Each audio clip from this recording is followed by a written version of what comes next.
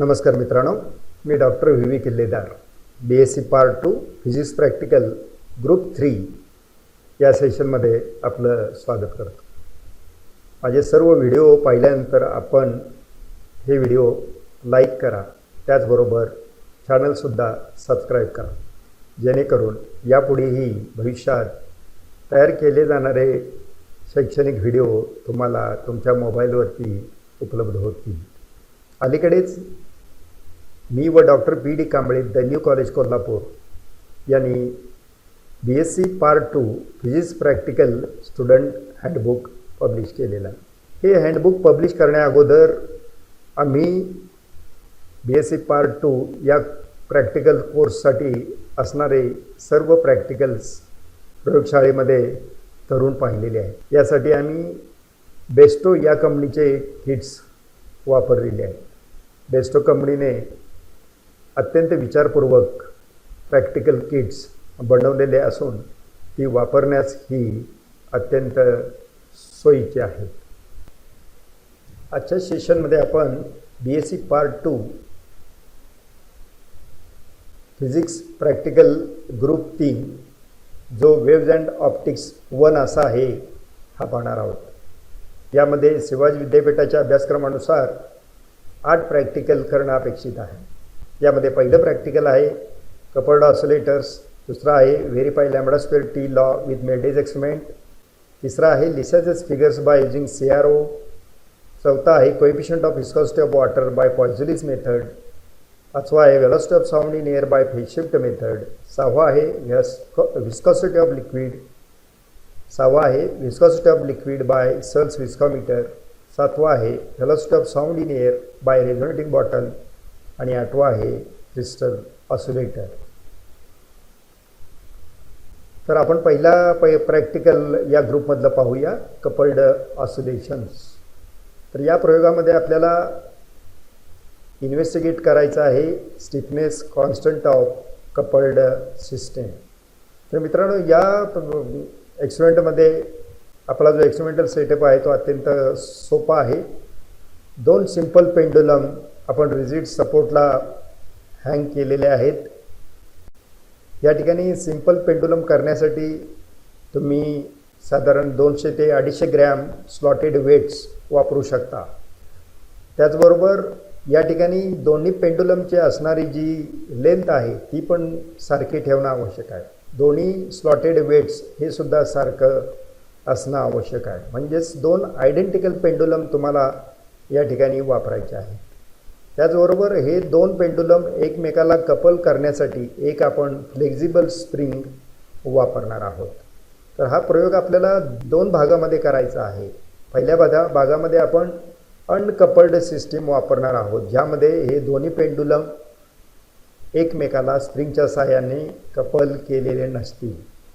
तर पहिल्या पार्टमध्ये आपण या सिंपल पेंडुलमची नॅचरल फ्रिक्वेन्सी जी आहे ती आपण डिटरमाइन करणार आहोत विदाऊट कपलिंग.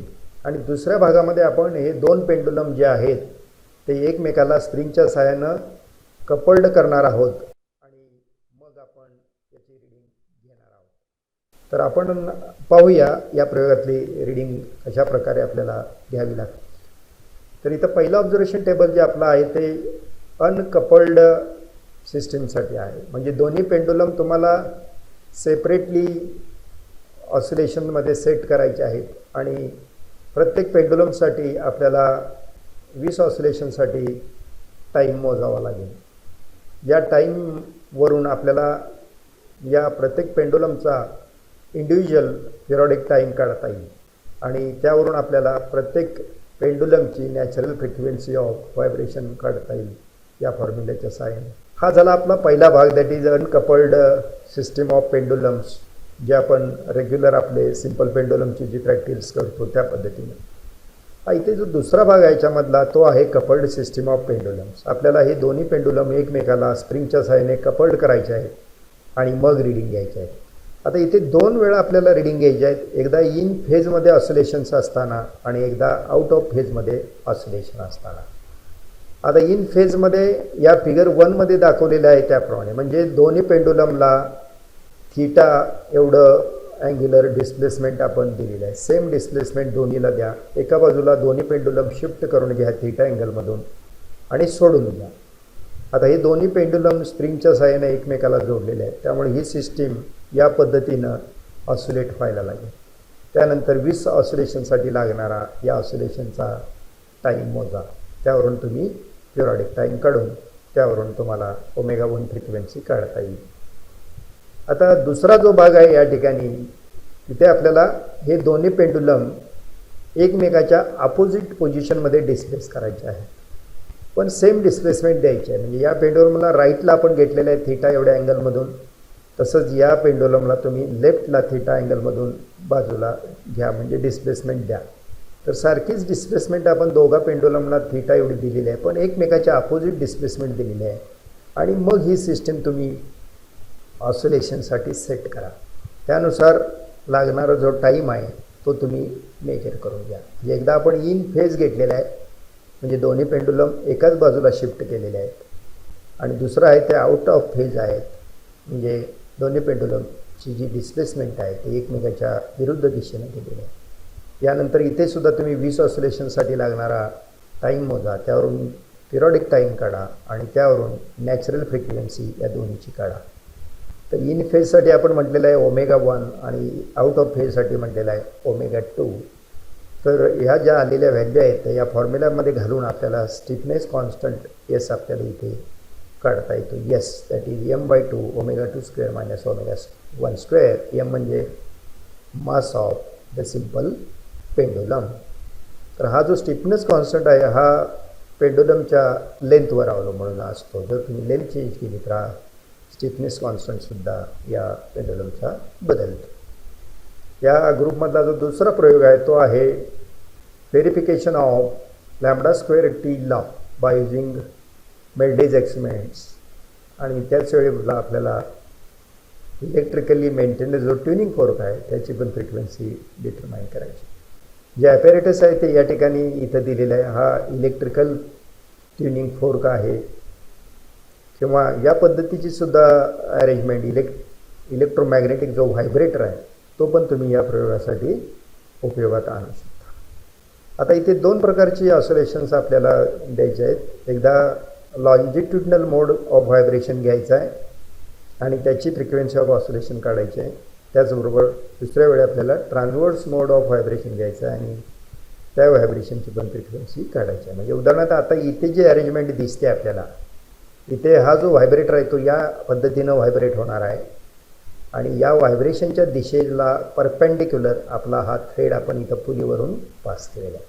म्हणजे या पोझिशनमध्ये इथे जे मोड ऑफ व्हायब्रेशन आहे तो आपण म्हणू शकतो ट्रान्सव्हर्स मोड ऑफ व्हायब्रेशन. इथे तुम्हाला अशा पद्धतीची स्टेशनरी वेव्स किंवा लूप्स तुम्हाला या थ्रेडवर पाहायला मिळतील. या लूपची असणारी जी संख्या आहे ती तुमची या लेंथवर अवलंबून असते. त्याचबरोबर इथे तुम्ही किती मास ठेवलेला आहे त्यावर पण अवलंबून असते.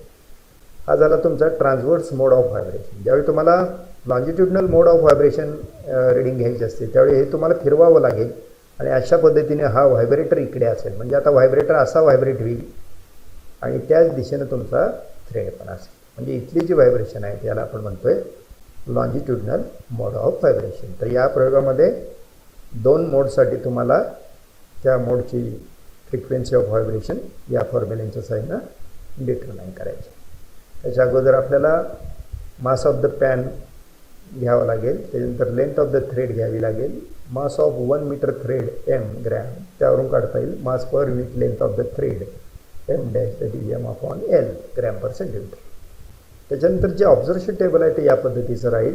ट्रान्सव्हर्स मोडसाठी तुम्हाला नंबर ऑफ लूप्स थ्रेडवर दिसणारे जे आहेत स्टेशनरी वेव्स लूप्स जी दिसतील त्यांची संख्या, लेंथ ऑफ द थ्रेड किती असेल ती पहा. त्यावरून लेंथ ऑफ ईच लूप म्हणजे लॅम्बडा का मिळेल तुम्हाला 2L/P. मास इन पॅन किती आहे बघा m ग्रॅम. त्यानुसार टेन्शन T = W + W इथले वजन घ्यावं लागेल आणि त्यावरून फ्रिक्वेन्सी ऑफ n दिलेला जो फॉर्म्युला आहे त्याचा उपयोग करून तुम्हाला फ्रिक्वेन्सी ऑफ ऑसिलेशन काढता येईल. त्याच्यानंतर तुम्हाला या पॅनमध्ये जी मास घातलेली आहे ती तुम्हाला वाढवत जावे लागेल.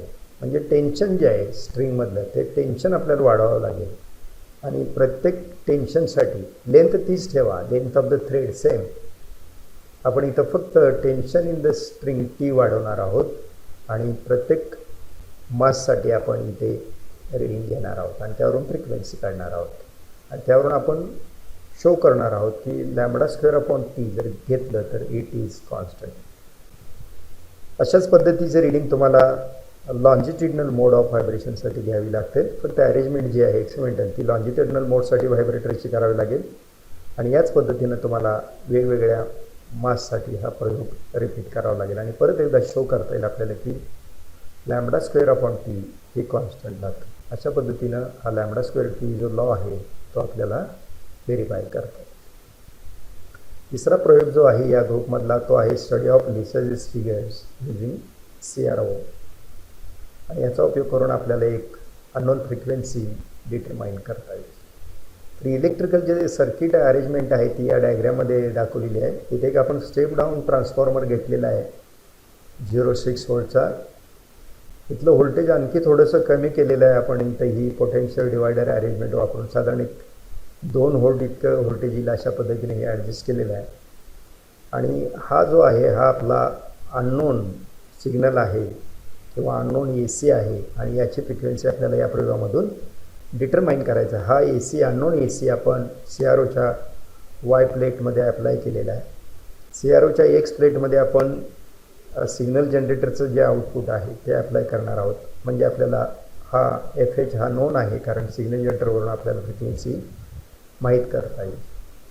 म्हणजे थोडक्यात नोन जो सिग्नल आहे सिग्नल जनरेटरचा तो आपण X प्लेटमध्ये अप्लाय केला आहे आणि अननोन जो आपला AC आहे ज्याची फ्रिक्वेन्सी डिटरमाइन करायची आहे तो आपण CROच्या Y प्लेटमध्ये अप्लाय केलेला आहे.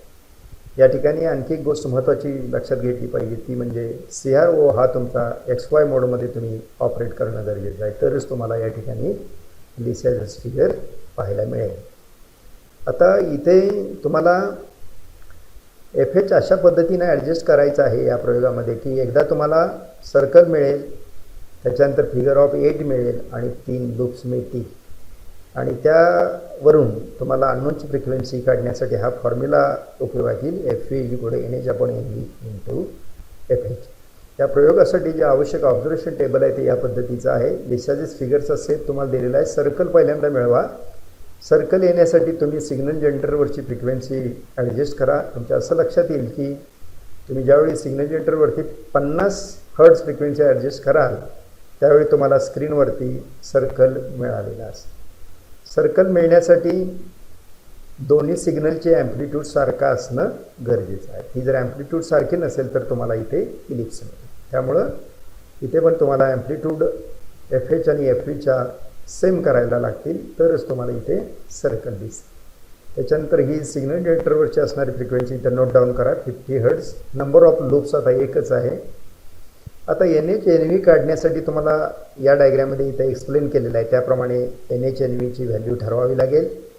पहिल्यांदा एक होरिझॉन्टल टँजंट तुम्ही काढा या लिसाजेस फिगरला. ती इथं काढता येईल, इथं काढता येईल किंवा इथं काढता येईल. आपल्या लक्षात येते की होरिझॉन्टल जर टँजंट काढली तर ती या लिसाजेस फिगरला एकाच पॉईंटमध्ये छेदते. त्यामुळे इथं आपण घेतलेलं आहे NHची व्हॅल्यू 1.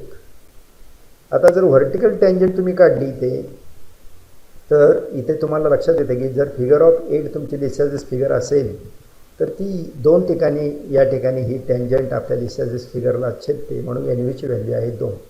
जर तुम्ही सर्कल घेतलं तर इथे आडवी काढल्यावर एका ठिकाणी छेदणार, उभी काढल्यानंतर एका ठिकाणीच म्हणजे 1-1 येणार. फिगर ऑफ 8 जर तुम्ही घेतली तर तुम्हाला इथं लक्षात येईल की NHची व्हॅल्यू 1 आहे, NVची व्हॅल्यू 2 आणि अजून एक जर फिगर 3 लूप्स तुम्हाला स्क्रीनवर मिळत असतील तर NVची व्हॅल्यू तुमची येणार 3 आणि NH तुमचं येणार 1. तर या पद्धतीने तुमच्या लक्षात येईल की सिग्नल जनरेटरच्या ज्या फ्रिक्वेन्सीज तुम्हाला ॲडजस्ट कराव्या लागतील त्या पहिल्यांदा 50 करावं लागेल, 100 आणि 150. म्हणजेच शेवटी जे कॅल्क्युलेटेड व्हॅल्यू तुमची जी येणार आहे अननोनची ती येणार आहे 50 हर्ट्झ. यामध्ये सबस्टिट्यूट करून ते काढता येईल तुम्हाला. तर असा एक सोपा प्रयोग आपल्याला इथं करता येतो. फ्रिक्वेन्सी ऑफ AC या प्रयोगाच्या सहाय्यानं अगदी सोप्या पद्धतीनं आपल्याला माहीत करून घेता येईल. आपला जो चौथा प्रयोग आहे या ग्रुपमधला तो आहे viscosity of liquid by Poiseuille's method. आपल्याला वॉटरची विस्कॉसिटी या प्रयोगामधून काढायची आहे. ॲक्च्युअल जे आपण एक्सपेरिमेंटसाठी ॲपॅरेटस वापरणार आहोत ते दिसायला या पद्धतीनं असेल. इथे तुमच्या मॅनोमीटर इथं दिलेलं आहे तुम्हाला. इथं तुमची कॅपिलरी जी आहे ती कॅपिलरी ट्यूब इथं दिलेली आहे तुम्हाला. आणि या दोन्ही बाजूनं तुम्हाला एका ठिकाणाहून इनलेट वॉटरची पाईप कनेक्ट करता येईल आणि इथून तुमचं एक्झिट वॉटर बाहेर पडणार. त्याचबरोबर या प्रयोगामध्ये सुद्धा कॉन्स्टंट प्रेशर हेडचा उपयोग करणं फार गरजेचं आहे. टॅप वॉटर तुमचं जे आहे ते तुम्ही या कॉन्स्टंट प्रेशर हेडला जोडा आणि यातून आउटलेट जे आहे ते तुमच्या प्रयोगासाठी तुम्ही इनलेट म्हणून वापरा. इथे तुमची कॅपिलरी ट्यूब फिक्स केली आहे, त्याची लेंथ पण तुम्हाला मेजर करणं गरजेचं आहे. मॅनोमीटर ज्या हाईट आहेत त्या तुम्हाला इथे H1 H2 या इथे मधल्या पट्टीच्या सहाय्यानं स्केलच्या सहाय्यानं रिडिंग घेता येईल. या प्रयोगामध्ये अजून एक गोष्ट तुम्हाला लक्षात घ्यावी लागेल ते म्हणजे हे ॲपॅरेटस जे तुम्ही ठेवणार आहात ते अगदी हॉरिझॉन्टल असणं गरजेचं आहे. त्यामुळे या दोन लेवलिंग स्क्रूचा उपयोग करून तुम्ही ॲपॅरेटस परफेक्ट लेवलिंग करून घ्या. इथे एक तुम्हाला पिंचकॉक दिलेला आहे. त्या पिंचकॉकच्या सहाय्याने तुम्ही रेट ऑफ वॉटर फ्लो जो आहे तो ॲडजस्ट करू शकता. या प्रयोगामध्ये जे लागणारे आवश्यक फॉर्म्युले आहेत ते पण इथे दिलेले आहेत. आता प्रयोग करायचा कसा ते आपण बघूया. तर टॅप वॉटर तुम्ही पहिल्यांदा या कॉन्स्टंट प्रेशर हेडमध्ये घ्या. त्याच्यानंतर मग हे पाणी तुम्ही इनलेट म्हणून या आपल्या एक्सपेरिमेंटसाठी वापरा. त्याच्यामधून हे पाणी फ्लो होईल. इथे तुम्हाला H1 ग्रेटर दिसेल H2पेक्षा. इथे या प्रोग्राममध्ये अजून एक प्रिकॉशन घेतली ती पाहिजे आणि ती म्हणजे यामध्ये एअर बबल राहणार नाहीत याची काळजी तुम्ही घ्या. एअर बबल असतील तर हा पिंचकॉक पूर्ण ओपन करा आणि पाणी हाय रेटनं बाहेर पडू द्या, म्हणजे तुमचे एअर बबल असतील ते निघून जातं. त्याच्यानंतर मग पिंचकॉक तुमचा टाईट करा. आता तुम्हाला इथं पिंचकॉक ॲडजस्ट करून पिंचकॉकच्या साह्याने रेट ऑफ वॉटर फ्लो जो आहे तो तुम्हाला ॲडजस्ट करता येईल. तर सुरुवातीला रेट ऑफ फ्लो वॉटरचा ॲडजस्ट करून घ्या. या ज्या दोन लेवल्स आहेत H1 H2 यांना स्टेडी राहतील याची काळजी घ्या. त्यानंतर H1 H2 नोट डाऊन करा आणि रेट ऑफ फ्लोसाठी आपल्याला वॉटर कलेक्ट करावं लागेल. तर आपण ऑब्झर्वेशन टेबल बघूया. तर length of the capillary tube L, त्याच्यानंतर radius of bore of capillary tube ही तुम्हाला दिलेली असते. ॲक्सेलरेशन ड्यू टू ग्रॅव्हिटी आपल्याला माहिती आहे. त्याच्यानंतर ऑब्झर्वेशन टेबलमध्ये H1 मेजर करा, H2 मेजर करा, हाईट डिफरन्स काढा याच्यातला. यावरून आपल्याला प्रेशर कळेल इनकमिंग वॉटरचं P=H ρg. त्याच्यानंतर volume of water collected in 60 second. 60 सेकंडमध्ये हे पाणी बीकरमध्ये कलेक्ट करा आणि मेजरिंग सिलेंडरच्या सहाय्यानं ही क्वांटिटी मोजा आणि ती इथं घ्या. त्यावरून रेट ऑफ फ्लो लिहिता येईल V=Q/T. त्याचबरोबर ही एक टर्म काढून घ्या P/P.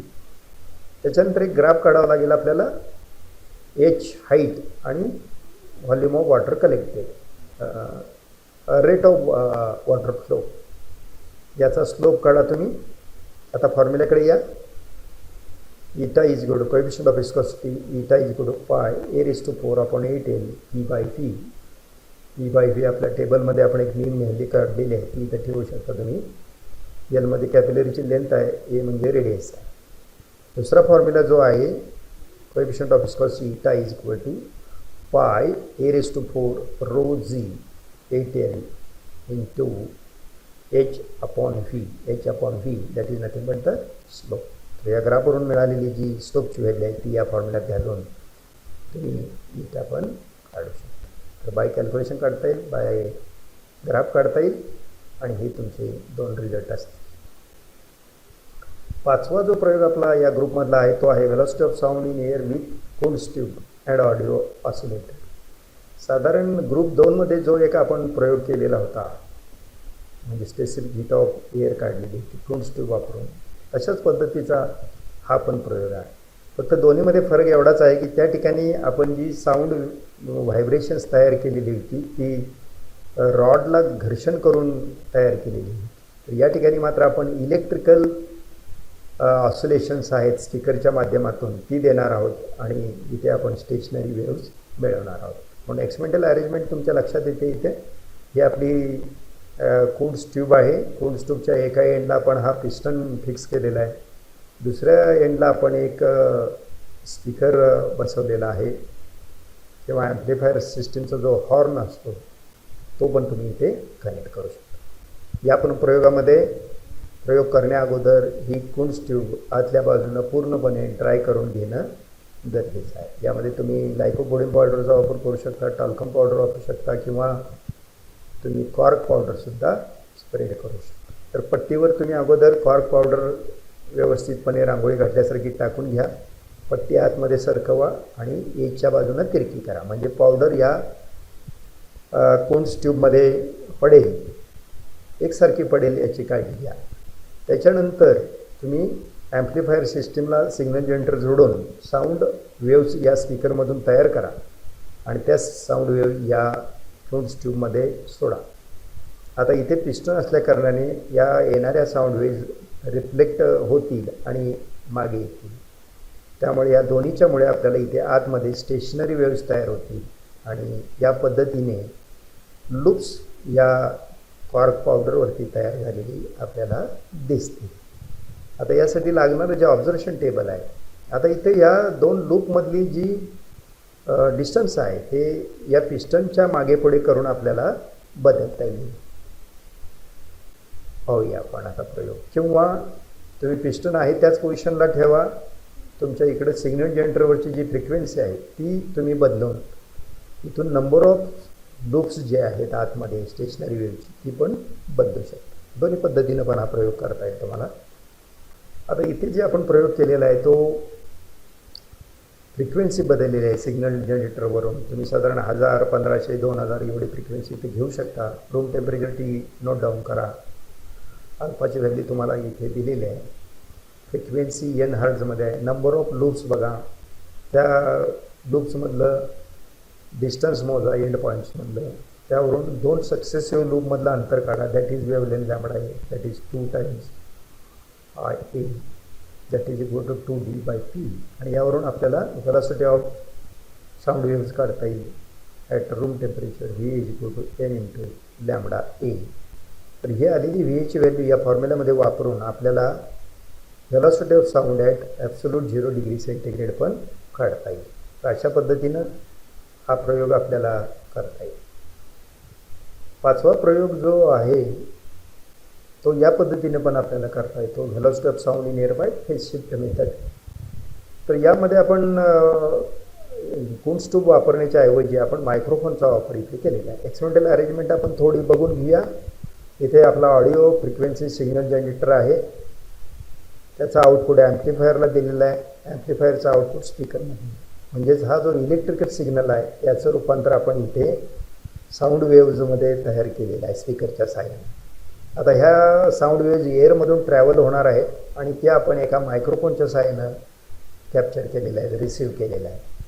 आता हा मायक्रोफोन परत या साऊंड वेव्हचं रूपांतर इथं इलेक्ट्रिकल सिग्नलमध्ये करेल आणि हा इलेक्ट्रिकल सिग्नल आपण CROच्या वाय प्लेटला दिलेला आहे आणि CROच्या एक्स प्लेटला हा आपण ऑडिओ फ्रिक्वेन्सी जनरेटरचा जो आउटपुट आहे तो दिला आहे. म्हणजे 2 SHM आपण या CROच्या ठिकाणी वापरलेले आहेत. एक SHM जी आहे ती एक्स प्लेटमध्ये वापरलेली आहे आणि दुसरी मायक्रोफोनकडून जी आपल्याला SHM मिळालेली आहे ती वायला दिली आहे.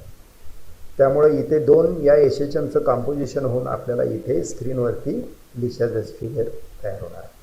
आता इथं जी लिशाजेस फिगर तयार होणार आहे या लिशाजेस फिगरचा जो शेप आहे तो या 2 सिग्नलमधल्या फेज डिफरन्सवर अवलंबून आहे. तर जर थिअरीनुसार आपण बघितलं तर फेज डिफरन्स जर या 2 सिग्नलमधला म्हणजे जो ऑडिओ फ्रिक्वेन्सी जनरेटरची जी साऊंड वेव्ह इलेक्ट्रिकल वेव्ह आहे आणि मायक्रोफोनपासून जे आपल्याला मिळालेलं आहे यांच्यामधला जर फेज डिफरन्स हा 0 डिग्री असेल तर आपल्याला पॉझिटिव्ह स्लोपची स्ट्रेट लाईन मिळते.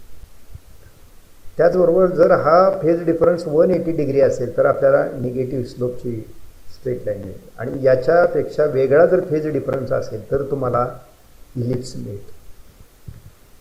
तर या प्रयोगामध्ये काही महत्त्वाच्या गोष्टी आहेत ते या पद्धतीने आहेत. हा जो तुमचा मायक्रोफोन आहे हा साधारण तुम्ही स्पीकरपासून 1 मीटर एवढ्या अंतरावर ठेवणं गरजेचं आहे. म्हणजे 1 मीटरच्या आतमध्ये तुमचा मायक्रोफोन तुम्ही आणू नका. 1 मीटरपासून पुढे मायक्रोमीटर तुम्हाला मूव्ह करायचा आहे. आता प्रयोग एक्झॅक्ट कसा करायचा आहे ते आपण बघूया. तर या पद्धतीने सगळे अरेंजमेंट करा. तुमचा मायक्रोफोन वगैरे चालू करा. तुम्हाला इथे CROच्या स्क्रीनवरती तुम्हाला एक इलिप्स दिसायला लागेल. इथे CRO परत XY मोडमध्ये ठेवणं आवश्यक आहे. XT असेल तर तुम्हाला लिसाचंच फिगर मिळणार नाही. त्यामुळे CRO XY मोडमध्ये ठेवा. तुम्हाला इथे इलिप्स मिळेल.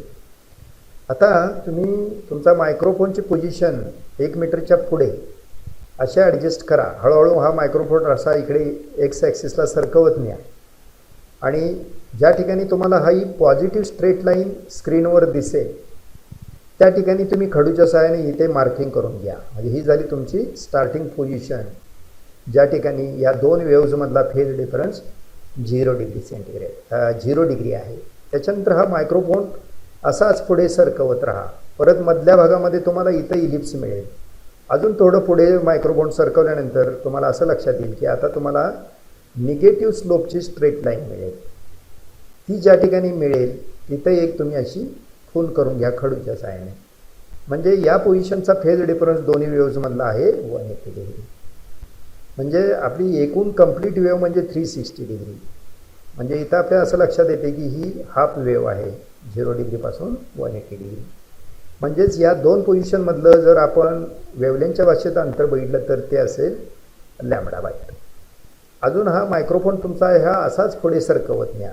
परत ही जी निगेटिव्ह स्लोपची स्ट्रेट लाईन आहे तिचा स्लोप काय होईल, इथं मध्ये इलिप्स मिळेल तुम्हाला आणि अजून थोडं पुढे मायक्रोफोन नेल्यानंतर तुम्हाला परत तुम्हाला पॉझिटिव्ह स्लोपची स्ट्रेट लाईन मिळेल. म्हणजे परत इथं 0 आला हा फेज डिफरन्स. म्हणजे या दोन्ही पोझिशनमधला फेज डिफरन्स आहे परत 180 डिग्री. अजून एकदा पुढे जा, निगेटिव्ह स्लोपची स्ट्रेट लाईन मिळेल. म्हणजे परत एकदा हा फेज डिफरन्स 180 डिग्री. म्हणजे एकूण जर आपण हे डिस्टन्स बघितलं आणि ते जर मेजर केलं तर त्याला आपण L आहे असं गृहीत धरूया. ह्या तीन पोझिशनमधलं जर अंतर बघितलं आपल्याला तर हे λ/2, इथं λ/2 आणि इथं λ/2 म्हणजे झालं 3λ/2. म्हणजे 3λ/2 L येणार आपलं. 3λ/2 L म्हणजे λ 2/3 L. अशा पद्धतीनं आपल्याला या प्रयोगातून लॅम्बडा काढता येईल. आणि स्टँडर्ड रिलेशन जे आपलं आहे V n λ. तर आलेली ही लॅम्बडाची व्हॅल्यू आपल्याला तिथे ठेवून आपल्याला velocity of sound in air काढता येईल. तर इथे टेबल दिलेलं आहे, रूम टेम्परेचर दिलेलं आहे तुम्हाला. फ्रिक्वेन्सी तुम्ही 1000 ठेवा. डिस्टन्स बिटवीन n 3 सक्सेसिव्ह अँटीनोड्स घेतले आपण. त्याच्यानंतर डिस्टन्स बिटवीन 2 सक्सेसिव्ह अँटीनोड्स काढा. त्यावरून small L that is capital L upon n आणि त्यावरून हे आपल्याला काढता येईल प्राईस NL. तर अशा पद्धतीनं सिग्नल जनरेटरची फ्रिक्वेन्सी बदलून तुम्हाला या पद्धतीने रिडिंग घेऊन velocity of sound in air काढता येईल आणि ती आलेली व्हॅल्यू या फॉर्म्युल्यात ठेवून आपल्याला V0 पण काढता येईल, velocity of sound at 0 degree. तर अशा पद्धतीनं हा प्रयोग पण तुम्हाला CROच्या साहाय्याने पण करता येईल. आपला जो 6वा प्रयोग आहे तो आहे viscosity of liquid by Searle's viscometer. तर इथं जे ॲक्च्युअल ॲपॅरेटस आपण या प्रयोगामध्ये जे वापरणार आहोत ते इथं दिसतं आहे. यामध्ये आपल्याला 2 पुलीज दिलेल्या आहेत. या पुलीजवरून आपण हा थ्रेड घेणार आहोत आणि या पॅनमध्ये आपण मास ठेवणार आहोत. ह्या ज्या 2 पुलीचा थ्रेड आहे हा ड्रमला जोडलेला आहे. या ठिकाणी इथे ड्रम आहे. या ठिकाणी 2 सिलेंडर्स आहेत. एक बाहेरचा आउटर सिलेंडर जे स्टेशनरी आहे आणि आतमधलं एक सिलेंडर जे आहे इनर सिलेंडर ते आतमध्ये रोटेट होते. आणि या 2 सिलेंडरच्या मध्ये आपण ज्या लिक्विडची विस्कॉसिटी डिटरमाइन करायची आहे ते लिक्विड आपण याच्यामध्ये भरणार आहोत. इथे खाली पॉइंटेड असल्याकारणे इथं फ्रिक्शनलेस याचं रोटेशन होईल. तर ती पण काळजी यामध्ये घेतली पाहिजे की ह्या वरच्या स्क्रूचं जे टेन्शन आहे ते प्रॉपर ॲडजस्ट करणं आवश्यक आहे की जेणेकरून आतलं जे सिलेंडर आहे ते फ्रीली रोटेट होईल. तर प्रयोग कसा करायचा ते थोडंसं आपण बघूया. इथे याच ॲपॅरेटची जिथं स्कीमॅटिक अरेंजमेंट केलेली आहे. इथे हा ड्रम आहे कारण आपल्याला या प्रयोगामध्ये ड्रमचा डायमीटरसुद्धा D मेजर करावा लागतो. त्याच्यानंतर आपल्याला आउटर सिलेंडरची रेडियस काढावी लागते, म्हणजे डायमीटर काढून रेडियस काढावी लागेल. त्याचबरोबर इनर सिलेंडरचा आउटर डायमीटर घ्यावं लागेल, त्यावरून इनर सिलेंडरची पण रेडियस आपल्याला इथे घ्यावी लागते. ॲक्सेलरेशन ड्यू टू ग्रॅव्हिटी पण आपल्याला माहिती आहे. तर ऑब्झर्वेशन टेबल आपण बघूया. तर हे झालं आपलं observation table. Diameter of the drum, inner diameter of the outer cylinder, outer diameter of the inner cylinder, यावरून रेडियस काढता येतील आपल्याला. आणि त्याच्यानंतर मग observation table. Mass of each pan m grams, number of revolutions during fall n dash. आता इथे आपण या पॅनमध्ये काही मास ॲड करणार आहोत, तर ते अशा पद्धतीनं ॲडजस्ट केलं पाहिजे की जस्ट रोटेशन सुरू झाले पाहिजे, एक्सेस नको.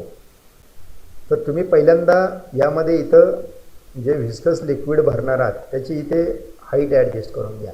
समजा 1 सेंटीमीटर, 2 सेंटीमीटर, 3, 4, 5, 6 असं असेल समजा. तर 1 सेंटीमीटर एवढं लिक्विड भरून घ्या याच्यामध्ये. त्याच्यानंतर या ड्रमला रोटेट करून नोन नंबर ऑफ रोटेशन द्या. म्हणजे समजा मी 5 रोटेशन्स दिली, फिरवायचं याला, दोरा याच्यावर गुंडाळेल, 5 रोटेशन होतील अशा पद्धतीने दोरा गुंडाळा. त्याच्यानंतर इथली क्लिप आपण बाहेर घेतल्यानंतर ही सिस्टीम काय होईल, रोटेट व्हायला सुरुवात होईल. पण ती रोटेट होण्यासाठी यामध्ये काही मास ठेवणं गरजेचं आहे किंवा वेट ठेवणं गरजेचं आहे. तर ते वेट असं ॲडजस्ट करा की हे जस्ट रोटेट व्हायला सुरुवात झाली पाहिजे. तर त्या पद्धतीने ॲडजस्ट केल्यानंतर mass in pan m dash gram, height h centimetre, त्याच्यानंतर time of fall t in second. फक्त ती 5 रोटेशन पूर्ण होण्यासाठी लागलेला वेळ काढा, त्यावरून पिरियडिक टाईम काढा, त्यावरून mt. त्याच्यानंतर हा जो भाग आहे हा आपण ग्राफवरून काढणार आहोत, इथे सोडवा mt/h. त्याच्यानंतर एक ग्राफ काढायचा आपल्याला mt आणि hचा. त्यावर मग हे एंड करेक्शन तुम्हाला इथे मिळते h डॅश, आणि मग हा फॉर्म्युला वापरू, त्यावरून h करेक्टेड h तुम्हाला काढता येते, h एवढे h plus h dash centimetre. आलेल्या सर्व व्हॅल्यू याच्यामध्ये ठेवा आणि तुम्ही व्हिस्कॉसिटी ऑफ गिव्हन लिक्विड मेन व्हॅल्यूच्या साहाय्याने काढू शकता आणि ग्राफच्या साहाय्याने काढू शकता. या ग्रुपमधला जो 7वा प्रयोग आहे तो velocity of sound by resonating bottle. तर ॲपॅरेटस जे आहे त्याची स्कीमॅटिक अरेंजमेंट इथं आपल्याला दिसते. इथे एक रेझोनेटिंग बॉटल आपल्याला दिलेली आहे, इथे एक पिंचकॉक दिलेला आहे. या पिंचकॉकच्या साहाय्याने आपण यामधून जे बाहेर पाणी घेणार आहोत त्याचं पाण्याचा जे रेट आहे तो आपण या पिंचकॉकच्या साहाय्याने ॲडजस्ट करू शकतो. इथे वरच्या भागात जो भाग आहे याला आपण म्हणतोय नेक ऑफ द रेझोनेटर. पाणी भरताना मात्र पूर्ण या काठापर्यंत भरायचं नाही, तर आपण या इथंपर्यंत या रेझोनेटिंग बॉटलमध्ये पाणी भरणार आहोत. नेकचा जो भाग आहे तो एम्प्टी असेल, त्याच्यामध्ये आपण पाणी भरणार नाही आहे. आणि हा आपण नेक करेक्शनमध्ये हे डिटरमाइन करणार आहोत.